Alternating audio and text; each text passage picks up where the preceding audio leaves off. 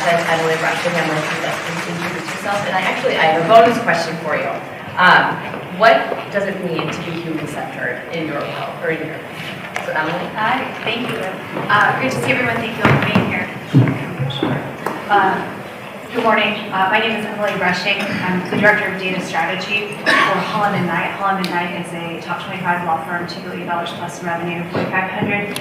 I'll resist the IT urge to say users, 4,500 professionals, about half lawyers and half business personnel, and people are our business.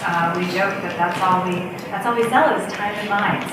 So we think we'd be more human-centric as an industry, or certainly the organizations I've been in. But as we're going to discuss, that can be a bit of a challenge.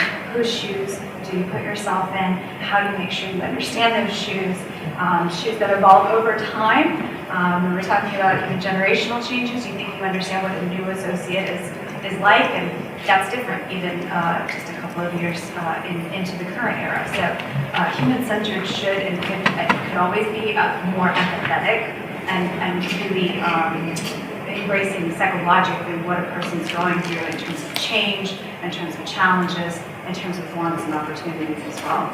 Something we can strive to do better, I think. Awesome. Thank you, Emily, and welcome.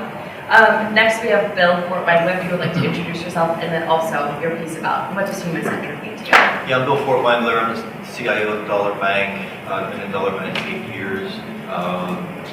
Dollar Bank's been around since 1855. They're still doing some things from 1855. So that's why I was hired to go in there and change online banking, culture, and so forth. I've worked for 9 companies in the Pittsburgh area. Been in IT 39 years now. So I've seen a lot, and every year I thought I saw everything, and I haven't. It just keeps evolving and keeps throwing surprises at me. From a human-centered experience, it's involving the people, the end users, so to speak, that are actually going to be using that, and also involving the people, multiple departments, divisions that are building whatever you're building. And whether it's a car, whether it is a self-flushing toilet, which I don't know whoever invented that, but talk about failures, so I believe that's one of them. So just the total involving, continual evolving of that product or service that you need. There's a reason why there's so many car brands. You just can't satisfy everybody with one. Same with online banking. You can go into online banking now and you can set your settings and do whatever you need to do to make it more of what you're looking for, but it's not perfect. You know, we're all individuals, right? Mommy always told me, Chad, that you're a very special person, right? So we're all individuals. So how do you design something for the large group of population when every single one of us is so different? What I like in online banking may be different than what Scott likes. So that's different. Thank you, Bill. And lastly, we have Scott. Hello, everyone. My name is Scott Angelo. I'm the CIO at Buchanan.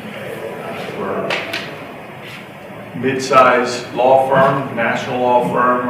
We're headquartered here in Pittsburgh. We just celebrated our 175th anniversary. Not all under the same name, but the same law firm, which is pretty impressive. It shows you got to be doing something right to last that long. I have been in the IT-ish world my whole career, over 30 years. I'd like to say I bore you with something, but we'll get into why it's important. I started off my career as an intelligence officer, and I'll use that experience to answer your question about human-centered design. As intelligence officers, we were taught whatever our target is, you need to understand everything you can about that target to increase your chances of success, regardless of what that kind of initiative was. And that is the same, right? And then from there, I spent about 10 years in R&D. We called it R&D back then. Today, they call it innovation.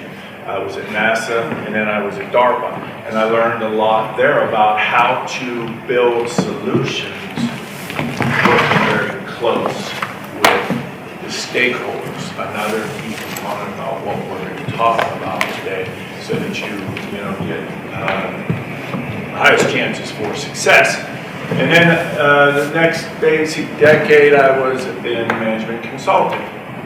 Another key component to all this. And what I'd say, I'd round that up by learning to be a really good listener, right? So again, that goes to that human, I think, understanding, not, I don't subscribe to build it and they will come. We were talking a little, build it and they will not adopt if you don't do it correct. Again, a lot less to do with technology, almost everything to do with humans. So you hear those big percentages of why projects fail. Some do fail because of tech. I'd say most of them fail because of the human element of a project. And then I spent the last 10 years kind of in legal. And so I like to say that this is my capstone job, because I'm really, you know, AI and automation and data analytics, all this has brought all of the things that I've learned throughout my career, as different as they were, they all are coming into play today. And that is why, you know, we'll talk a little bit why I think Buchanan has had tremendous success in rolling out innovation projects. And you were successful right away? Well, I wasn't successful right away 30 years ago, but I'm saying I was a good listener. I don't like bumps on the head. And we have had tremendous success because, you know, I know what to at least not to do. So we can talk more about that. Yeah, and that really brings us into the failure section of this panel. And Emily, we want to ask you, so what does failure mean to you? And then Bill and Scott, if you guys have anything to add or, you know, negate from what Emily says, we can go for it. It's a fun panel. I'll start on that one and everybody can chime in. I think I got picked for this one because fail caught my attention in the session title. I was like, that's a big word, that has feelings. And fail, wow. And then I thought about what is failure. So starting with your success measures, right, which is not always well defined for some projects at the beginning, at the outset, and needs to be. What does success look like? And thinking again too, not just the stakeholders inside that project, but the potential community of beneficiaries around an initiative, program, project, product, whatever it is. There's the whole organization. For lawyers, we spend a lot of time thinking about the betterment of humanity, the whole culture, the community, our whole profession. There's actually the users who should benefit from a successful project, program, etc. There's the team that worked on it, you know, that should feel success. So inverting it a little bit, when I started framing success, I thought of a lot of, you know, is it good for the rule of law? Is it good for the business? Is it good for the lawyers who are working? Is it good for the IT innovation right team who built it? That opens up the human-centric and the ability to then again say, I need to put myself in the shoes and in the persona and understand this. Starting by who is the team and what is success versus not success or failure. Not success if you're failure or failure. Yeah, I agree. The key performance indicators are crucial. A lot of people don't do that up front. We now do. We have to as part of our methodology to define success, because we've had too many arguments over was it successful or not. And people think in terms of failure as, okay, we were over budget. The timeline was too long. It was supposed to be this, but it's this. But did that matter? Did it matter? It was 3 months late. Okay, or we built the perfect flushing toilet, right? I use this analogy a lot. But if it flushes 6 times when I'm there, I'd like to decide when I'm done. Ready? Is that a successful toilet? It's supposed to be saving water, but is it saving water? No, it's not. So you build these things out there that you think are great. And I'll use car analogies again too, where you built this great car, but at a price point that nobody can afford. So is it profitable? No. Sometimes the failure comes a little later after your product or service is delivered. I can name some failures recently in my world. We did a call center in Holland, because whatever you're interested in post or whatever. And we used to authenticate people with 2 pieces of information. For whatever reason, somebody decided to use 4. So can you imagine calling someone in and you got to put in your PIN, your social number, your driver's license? I don't know my driver's license number. It was ridiculous. The call center lit up like a Christmas tree. And I didn't even know that they made these changes. So my boss, who I reported to the CEO, was like, what? Who authorized this? How could you guys do something really stupid?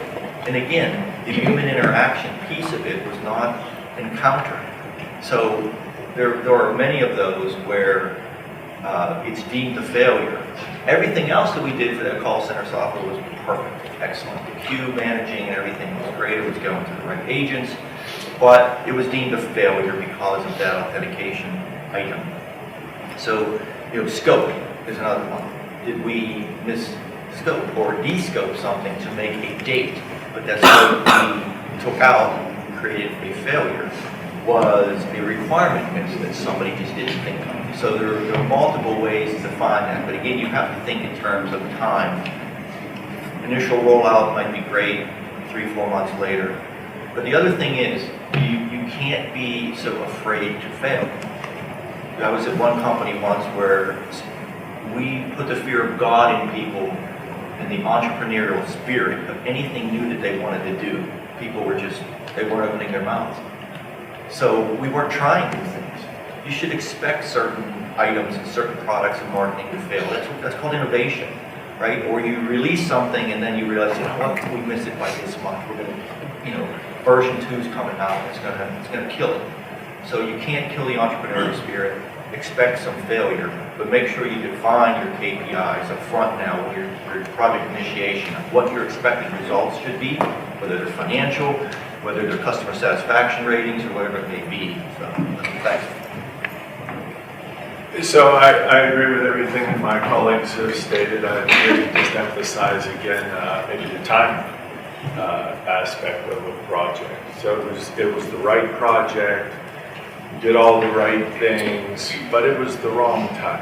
And so like in law firms, you don't have to be in a law firm very long to know if you try to roll anything out in November, December, it is going to fail.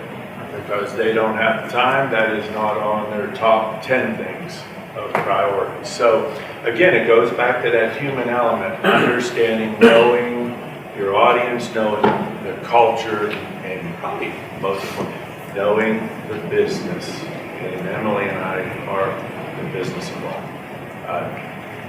Or you will make mistakes. Absolutely. We're getting some requests for you guys. I'll move your mics a little bit closer to you too. So Scott, you gave some good examples, and Bill, really great real-world examples of failure happening in your business and in your industry. Emily, I wanted to ask you that question as well. Do you have any examples, real-world examples of failure happening? I really do. I really do. And I'll preface this story. We were laughing earlier career mistakes. I would chalk some of this up also with technologist myopia. And lastly, being in a firm that didn't have a strong change and transformation culture. We didn't have a live, right? We didn't have somebody whose job it was to think about this. So 100% true story. I just told this to a group of legal professionals yesterday. Was asked for, hey, can I have a dashboard with some apps and some routing and some automation? Can I have it? I really need it. Here's my business justification. Great, fine, yep, sounds good. Scope it all out. Here's what you need. Built them exactly what they needed. It was beautiful. I mean, this product, I've never been prouder of a product than the one I built for this group. Loved it. Demoed it for them, sent them the email. Here's the credentials. Here's the quick start guide. And all the things you think. And again, this is where technologist myopia. I thought, okay, change is done, right? But I didn't, again, that human-centered, I didn't stay with them on the transformation. I didn't stick with them to say, remember stop going to the spreadsheet? Did you guys all go to your spreadsheet again this month? Remember, we're not going to do that part anymore. We're just going to go over here because this is already updated. You don't need to put things in the spreadsheet. I didn't stick with them. We didn't have someone following through to the actual impact, back to instead of failure, success.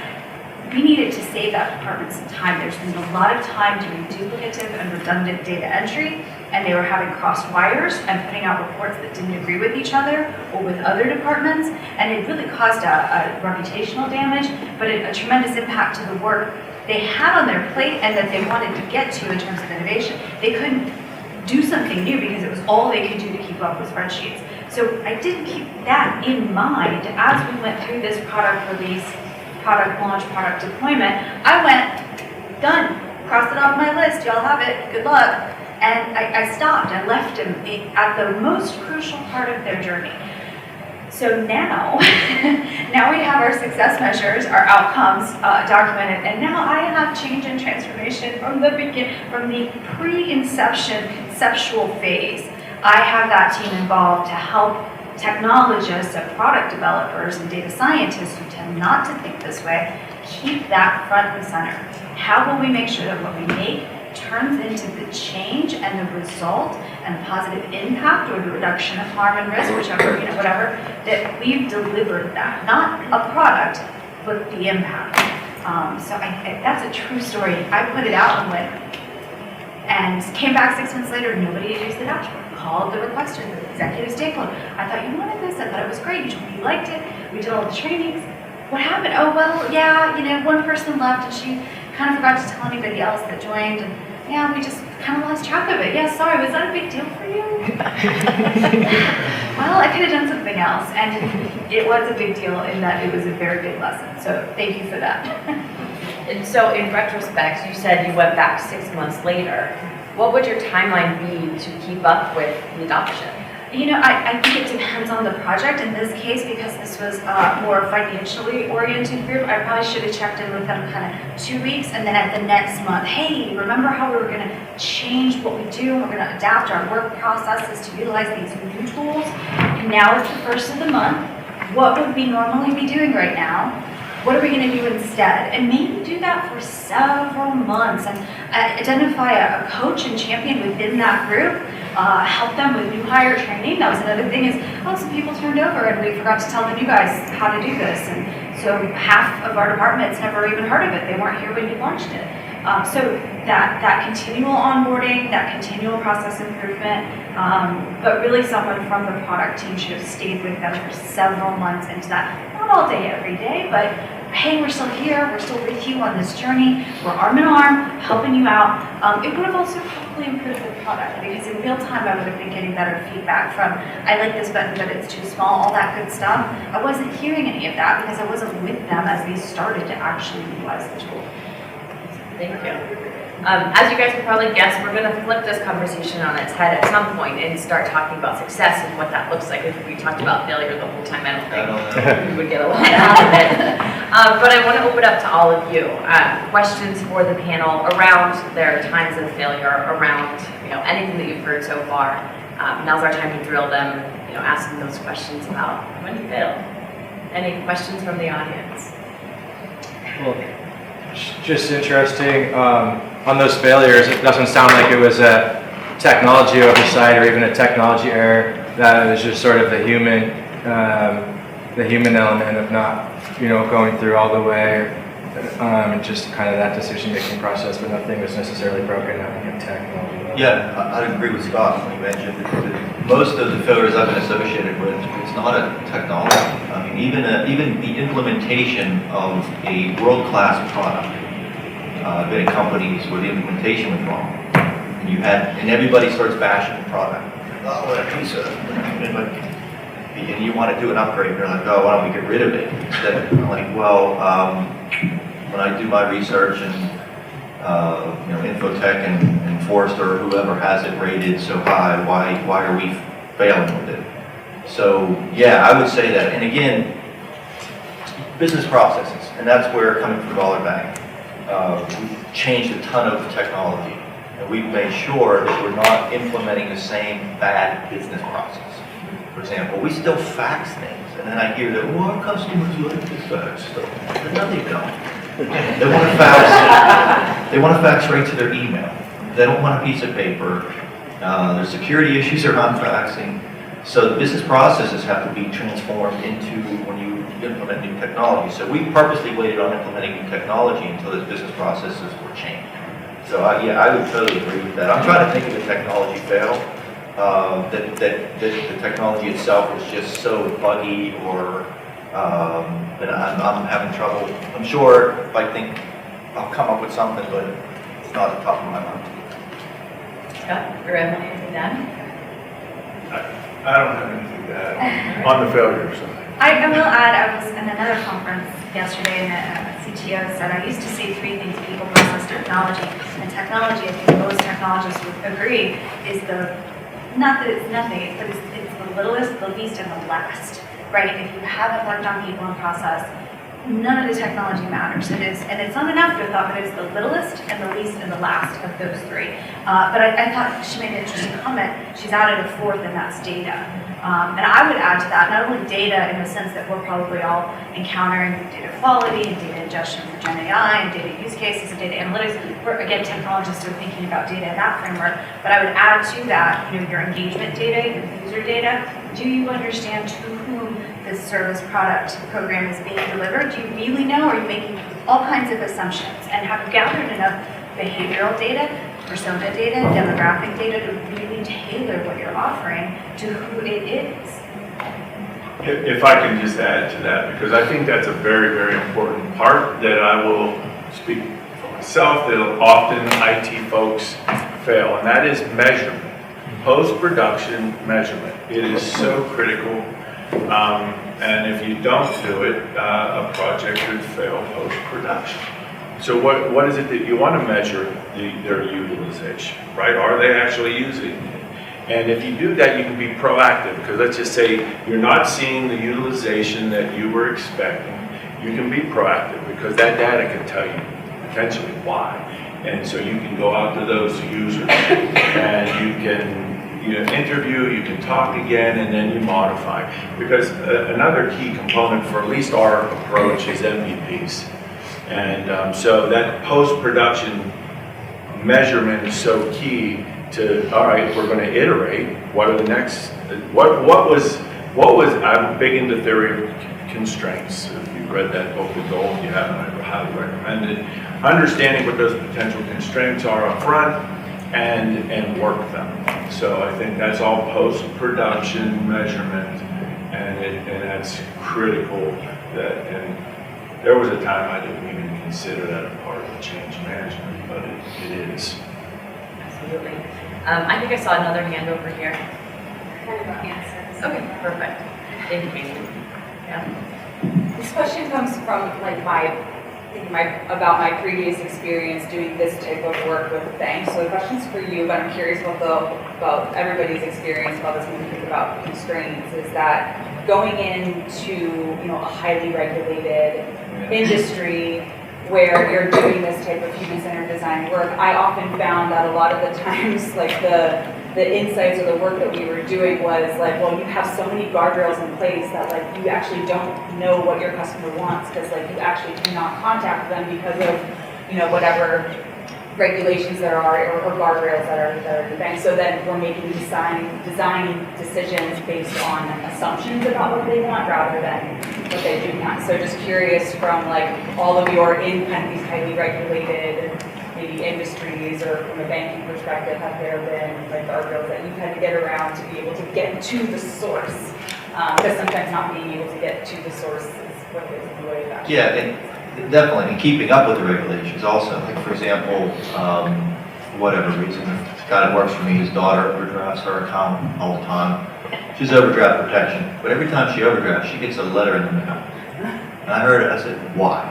Why are we printing and paying for postage? If we're doing it for her, we're doing it for a lot of people. So we went back to compliance and said, can we email her? Oh yeah. Okay, so the communication, and again, the human element, this young girl's getting these letters from this little bank. She's like, I don't get this from my other banks. But even disclosures. So I opened up a new account at Dollar Bank because I eat my own dog food. That's one thing you should all do, okay? To experience it, because there's a lot of people, half the people at Dollar Bank don't bank with Dollar Bank. It drives me nuts. You should at least be putting something into a checking account, experiencing the credit card, experiencing the weird emails you get, turn them off. Anyhow, I opened the account, But the disclosure list we have to put out because of regulatory was absolutely ridiculous. There's no way I was going to read through those and click through everything. And I swear to God, the clicking was half of the time opening an account. You can open an account in 4 minutes, but the clicking through from a regulatory perspective. So there are changes and things we definitely have to do because of the regulatory environment that. And it is extremely heavy. You can blame lawyers for some of that. No, I blame it. Diva?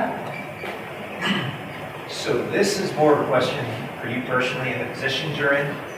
So I imagine that sometimes people meet you and they think, okay, number one, they're C and director level, so they don't need to care about people. Number two, oh, chief information officer, director of data strategy, doubly don't care about people. So have you ever run up against that false assumption, and what have you done to dispel that assumption?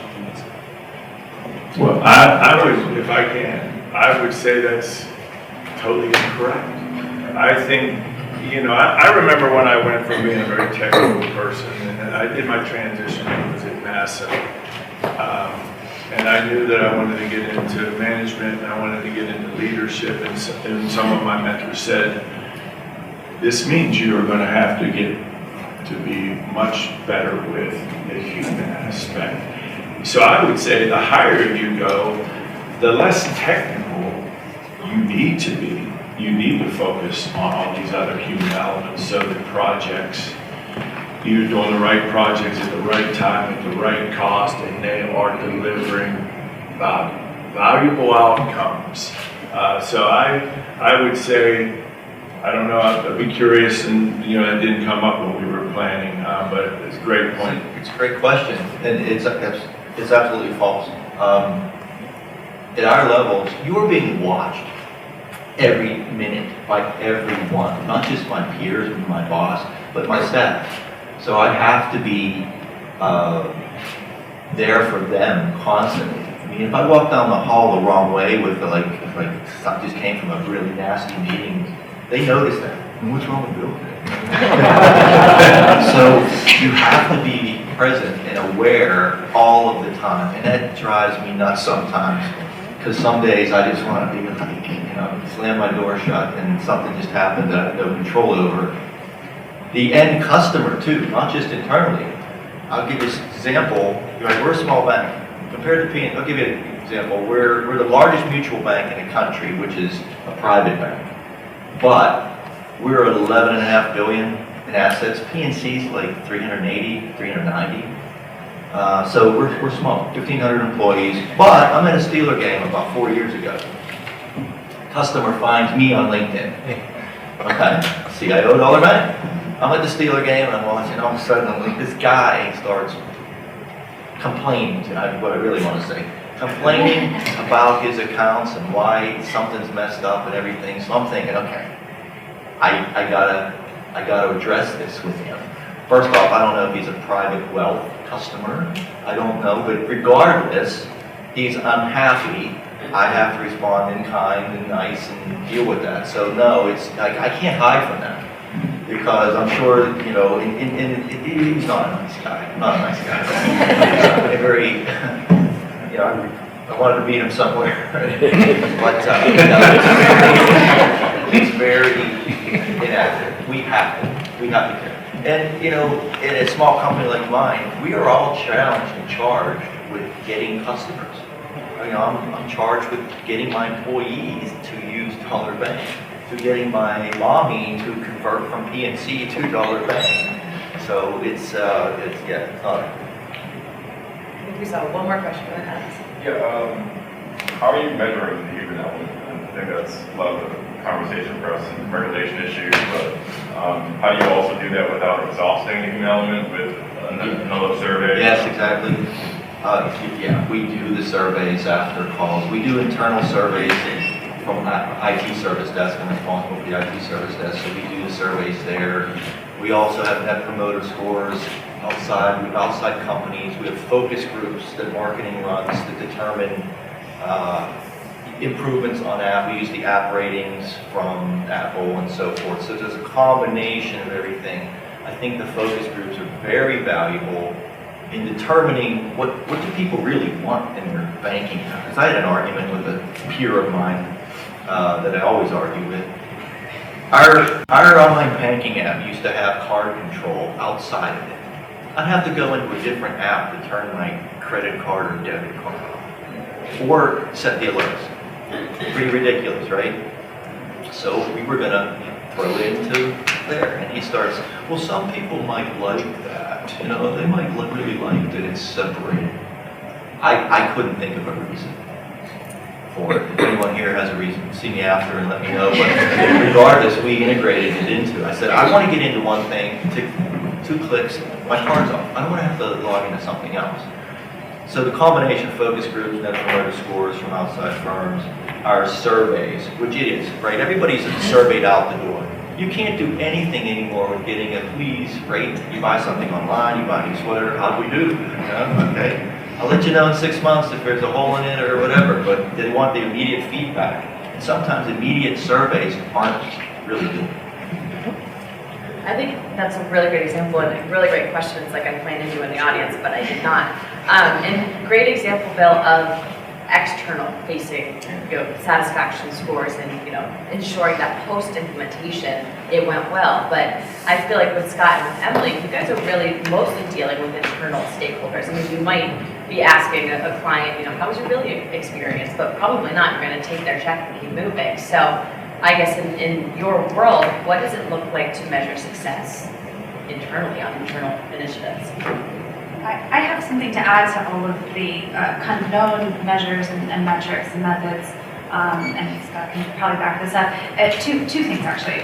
One, in law firm culture, I'll say, there's not as much direct communication from the business operations inside the shop running the firm with the external clients. It happens. It can be facilitated. Some partners are open to that. I think that's changed. We've moved more in that direction in my 20 plus years.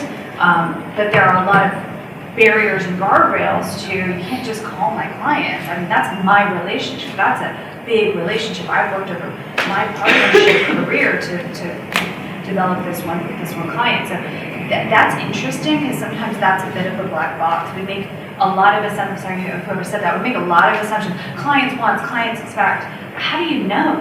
And the person who is allowed to go and have that conversation is also not the person equipped to speak to the more technical or process-oriented. We were saying this in another meeting. They don't really know how the invoices go out. Our stakeholders who own our company, our 600 bosses in my firm, don't really know how that sausage gets made, don't really know why we bought this software, not that software, can't really explain to you why we use these certain Gen AI tools and what it means for you, the client, your Wells Fargo or a healthcare company. I have to feed my partners enough information so they can engage meaningfully. So yes, that's one interesting wrinkle is our external actual end customers of our services. We don't have as much insight. The second comment is, given the high-touch, relationship-driven, persona-driven, lawyers have big personalities sometimes, we do more, I think in our profession and in many other like B2C, with internal focus groups and internal interview format and workshop format. And I just had a really successful experience in an MVP pilot environment. We commissioned a third party, so it wasn't my feelings. It's not me, the person who you're saying something, didn't work the way you wanted. It's not Emily, it's this person you don't know, and it's just you and 3 other associates who are in your practice group who understand what each other's jobs are. And you're talking very candidly among colleagues about what works and doesn't, and really mining that for insights told us a lot about what our users are and are ready to adopt for meaningful change. So I would add that where that's appropriate. Sit down and ask them. And bring someone else to ask them if it's not, the right structure for your team to do directly.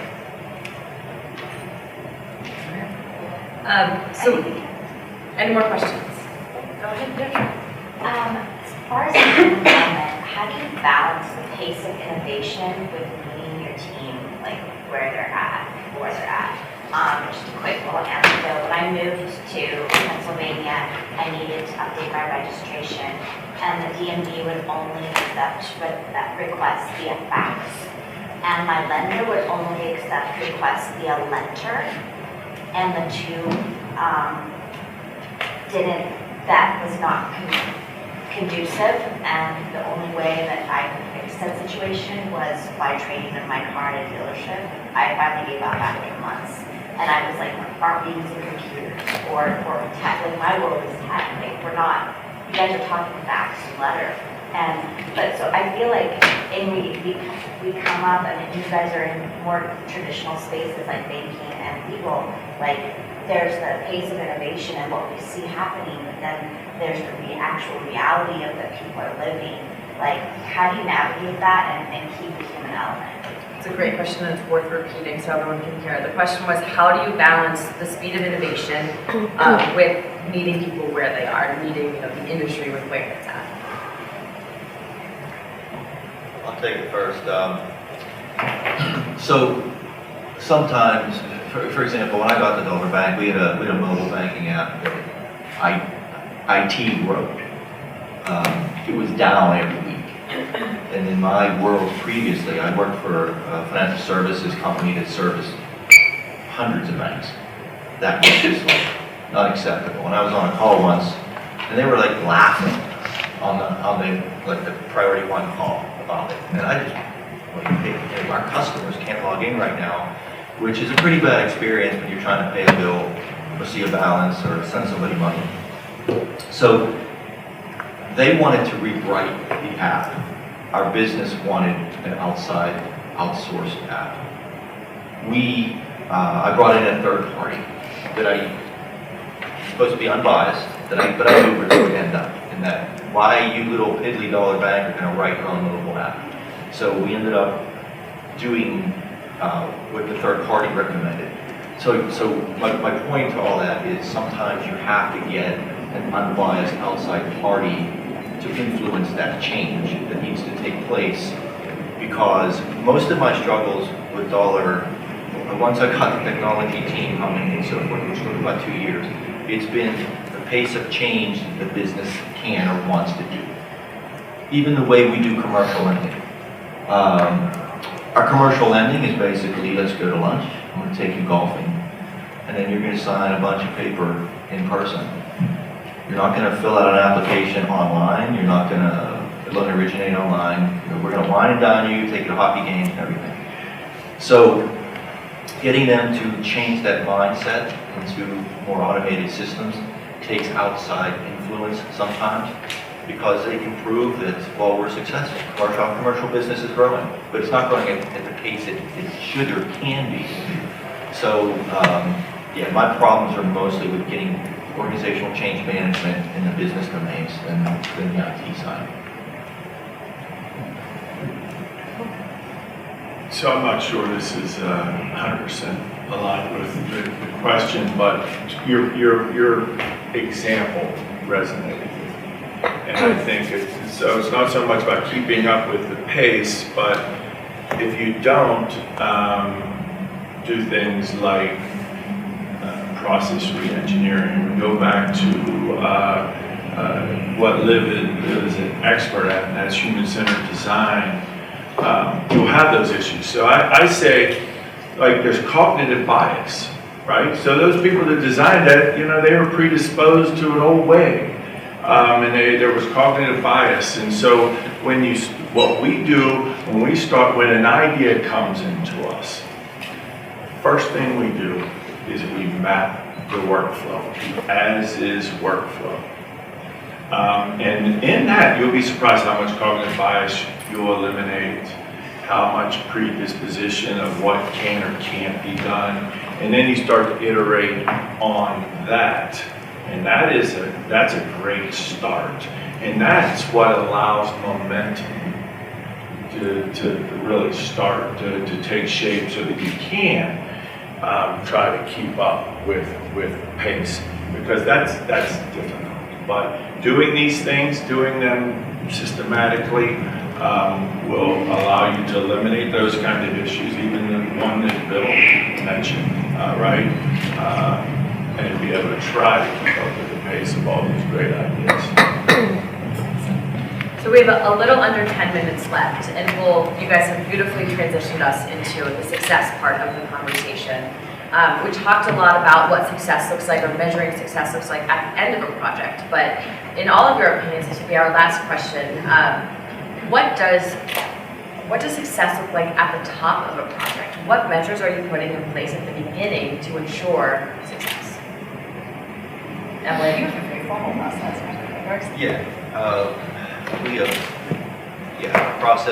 Our process is probably overkill at this time, just from inception of what you're going to work on. And I always tell people, call it intake, right? You'll never get intake 100% correct. You keep morphing it and changing it because there's governance structures around it. Does it need to go to the third-party risk management first, or the architectural review, whatever. But setting the performance indicators up front and then evaluating after the fact in periodic. Our project management office is actually responsible for the monitoring after the fact, in conjunction with accounting, if it was revenue-based or expense reduction-based. Sometimes it's neither, right? You have to have an online banking account. It doesn't mean that you bring in an extra 50,000 customers, you retain 50,000 customers. Some things are just difficult to measure, but you have to do it. We had to improve our new account opening because, I told them I can open an account in Capital One in 4 minutes. So ours was 14, if you were lucky. And that doesn't sound like much, but who wants to sit there for 14 minutes opening a bank account? I do not. So sometimes success is difficult to measure, but I think the most important aspect is it doing what your end user, whether it's internally or externally, is doing is it doing them well? It's providing the value. Even if you had a cost overrun or you had a timing delay, for example, the new account opening we just introduced was 5 months late. Yeah, it was much more difficult than what we thought. It didn't cost us any more except for our internal time, but it does what we're needing to do right now. So can someone say that it was a failure because it was 5 months late? Or do you look at over the next 2 years, the difference in how many new accounts we've opened versus the old methodology? Because the old methodology, people would get tired and they wouldn't open the account, or they wouldn't fund it. They'd drop out. We could see exactly where they were dropping out. We were asking Scott for his driver's license, and he doesn't have his license with him, so he stops. There's better ways to authenticate people. There are so many ways to authenticate people now without your driver's license, and why we were asking for that. So, success, don't just look at cost and time. Look at, I think the most important thing, is it doing what it's supposed to be doing, and do you have a happy customer end result as part of that? Thank you. Emily, what about you? The top of the project, what are you doing to ensure success? Yeah, I'll speak for my law firms that I personally worked with, but I think generally, that strategic objective being clearly articulated. I can think of some recent project inception meetings where we said, well, is this a valid outcome of this exercise or not? And really getting that down on paper at the beginning, does everybody see what we say we're doing? Is everybody on board with what we say we're doing? This is what we're going to measure ourselves against. So if it's not clear, you don't understand it, you can add a nuance or sub-fork of it, now is the time, and nothing moves forward until that's agreed. I think I would tag on to Scott's comments too. In an innovation practice, which is a little bit different than enterprise IT, but having technologists sitting down with stakeholders, whether it's a lawyer, a potential client, another business unit, I kind of like to start the art of the possible conversation. Don't worry about the software, the technology, the data, the Gen AI. Go on this ideation journey with me as though, because we're amazing at what we do, as though we can work out every part of the how. Put the how aside, set the how out of your mind. Because I think people see a shiny, they go, I need ChatGPT. Imagine that we're going to do whatever it is you are thinking we're going to do here, but set the how, the material, the product, the software, get that name off. That's not what we're talking about. Can you absorb this change right now? When can you absorb this change? Who from your team needs to be involved as our partner? Do they have bandwidth Do they understand the vision? Are they on board? Do you have other stakeholders? How are we going to get your net promoter score? How are we going to bring this to the rest of the team? If they're not thinking that through, if you're all collectively not thinking that through, all the how in the world will never matter. You can buy any whiz bang thing and magic that at the end of the year, you will not have successfully made a difference to your organization. Lastly, Scott, at the beginning of this session, I asked you if you're successful every time. And your answer was not no. So I'm really curious for you, what measures are you putting in place? Yeah, so I'm going to echo Bill's intake, as we do call it intake. At the programmatic level, it's critical to making sure that your portfolio consists of the ones that are going to deliver the most value. You know, these aren't IT projects. That's the other thing we're going to remember. These are not IT projects. These are business projects, and they want outcomes. They want valuable outcomes. They'll leave it up to us how we do that, but that's the key. So intake at a program level, and then at a project level, the same thing. Because in that intake, you're going to, what is important to you? What's important to you? And how are we going to measure? Who's going to be involved? And we take that one step even further, because what I have found over 30 years is we call it two in the box. And as I stated, these aren't IT projects. If I don't have a shareholder that I get the sense is real, and it's their idea in the first place, but they're going to be committed, we rate that as a low risk of success, because we're going to need them to help us build. We need them to help us test, to do all these things that if we don't, we just do it in a vacuum, chances are it's going to fail. So two in the box is probably the biggest piece out of that we have, and because on the backside, I think we've implemented, it's really taken off. We put 27 innovation projects into production in 24. That's almost unheard of. I'm not talking about IT projects, I'm talking about innovation projects, and it's because of that two in the box, getting them, because they're driving, it's their product, it's their solution, it's their product at the end of the day. And the other thing on that I want to mention is we showcase, and I learned this when I was at Depot, it was a product company. We showcase these things, and when I say we, it's not IT. When we get up in front of all partner meetings and things of that nature, now they want us on every one of those meetings, and we showcase one of our solutions, but it isn't IT up there talking about it. It's that stakeholder, and it's amazing how I could have said the same exact thing, even better, as you say, and they won't listen. They'll listen to that shareholder.